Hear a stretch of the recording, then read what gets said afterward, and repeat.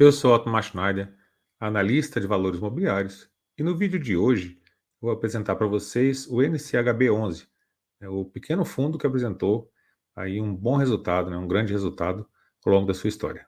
E se você gosta desse tipo de conteúdo, eu sou analista de valores imobiliários, aqui embaixo você encontra os links para assinar minha carteira de fundos imobiliários, de FIP, de FIINFRA e também para participar da nossa comunidade do YouTube. E vamos lá para o vídeo de hoje. Esse aqui é o relatório gerencial do NCHB11, o último registrado, que é de janeiro de 2024. Então, ele é um fundo bem pequeno, com patrimônio líquido de 154 milhões de reais. Tem apenas 10 mil cotistas. É um fundo já antigo, mas ele não cresceu. Ao longo do tempo, ele não cresceu. Taxas operacionais de 1,10% ao ano. E a taxa média da carteira, do portfólio, é IPCA mais 9,99%. IPCA mais 10, arredondando aqui.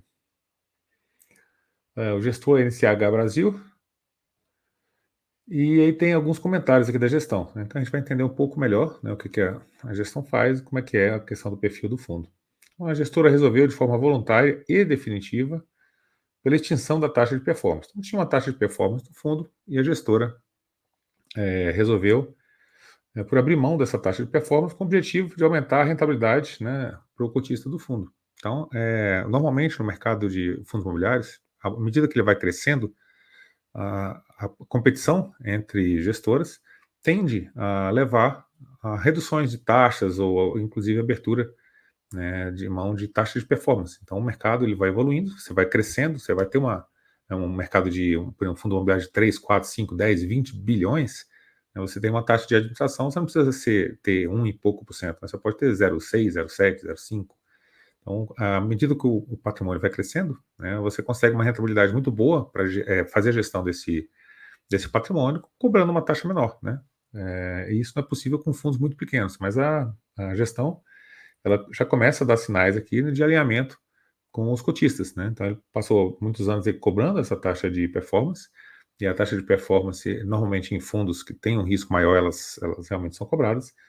E a gestão decidiu por abrir mão e deve ser seguida há um tempo por outros fundos, da mesma forma que essa questão do desdobramento de cotas de 1 para 10 também serviu para o mercado. E ela fez a mesma coisa aqui. A partir de 19 de janeiro de 2024, foi mês passado, as cotas passaram a ser negociadas de forma desdobrada na proporção de 1 para 9. Então, a cota com base 80, 90, 100, ela passou para a cota base 10, e aí eles falam que o objetivo aqui é o desdobramento de cotas para democratizar o acesso de investidores e aumentar a liquidez. Então, mais gente podendo comprar, democratiza, aumenta a quantidade de cotistas.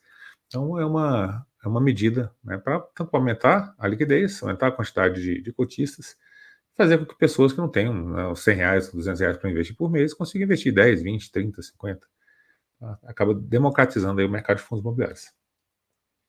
Então, nos últimos 12 meses aqui, teve uma distribuição de 1,258, que correspondeu a um dividend yield aqui de 13,43%. Então, um dividend yield aí, bem em linha com os high yields do mercado, no acumulado de 12 meses, 122% do CDI com gross up, ou seja, descontado o imposto de renda aqui, o fundo deu 122% do CDI. Mais para frente tem algumas comparações que ele faz com períodos maiores também. Então, esse aqui foi só os últimos 12 meses.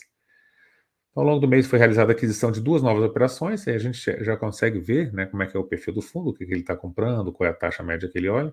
Então, uma é de uma incorporadora, e a taxa com CDI mais 3,5%, e outra de loteamento, com taxa de IPCA mais 11%. No loteamento, normalmente, é mais arriscado. Então, ele tem taxas maiores para loteamento, porque desenvolver loteamento ele dá realmente muito dinheiro. Então, o empréstimo ele também sai mais caro por conta do risco. E esse risco aí, ele acaba refletindo uma taxa maior. Então, a gestão tinha expectativa de adquirir em janeiro uma nova operação de loteamento com taxa de IPCA mais 12%.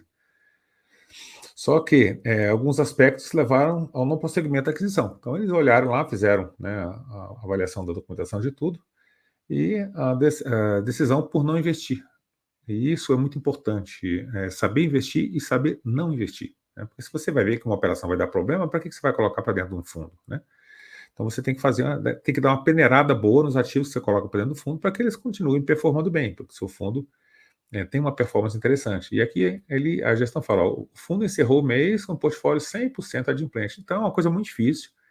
Um fundo aí high yield, né, IPCA mais 10, IPCA, que é a taxa média dele, ter um portfólio 100% adimplente, né, bem difícil de acontecer. Né? Então 92% do patrimônio está alocado em CRIs, em 26 operações. Então ele fez, né, a gente vai ver a diversificação aqui do fundo, e a taxa média de remuneração de aquisição aqui, ó, IPCA mais 10, como a gente viu, que é 73% do PL indexado ao IPCA, e CDI mais 4,74 e outros 18% do PL. Né? O GPM é só 1% do PL, mas está com o IGPM mais 9 também, com a taxa alta. Então, o valor da cota do fundo teve uma valorização aqui de 0,75%, né, nesse encerramento do mês, e é muito por conta da metodologia que é utilizada. Qual que é a metodologia utilizada? E cada administradora ela pode utilizar uma metodologia diferente para precificar, né, os ativos do fundo. A metodologia que é utilizada lá pelo administrador tem como parâmetro principal o comportamento da NTNB com o mesmo vencimento, né, com duration próximo dos ativos. Então, o valor dos ativos no mercado ele é precificado de acordo com o cupom da NTNB. Então, quando o cupom ele sobe muito, né, os ativos se desvalorizam. Quando o cupom cai muito, os ativos se valorizam, né? Então, a marcação é feita por meio, né, dessa questão da diferença aí para o Tesouro IPCA.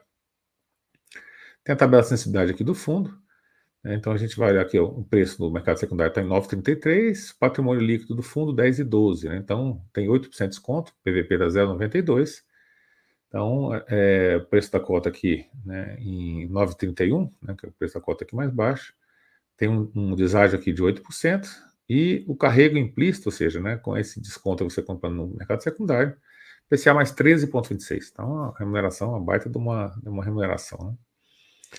Né? A distribuição de resultados, então, nos últimos 12 meses, 21 milhões, despesas totais, algo em torno aí de 10%, né, 2 milhões 267, deu um resultado de 19 milhões 140, e aí rendimento distribuído também 19 milhões e pouquinho. Então, bem em linha com o que foi o resultado do fundo.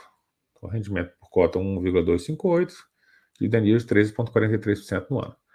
E como é que é a composição das receitas do fundo? Então, essa parte aqui cinza é a parte de juros, e a parte azul é a parte de correção monetária. Então, quando você tem lá um CRI IPCA mais 10 aqui no caso, né? IPCA mais 9,99.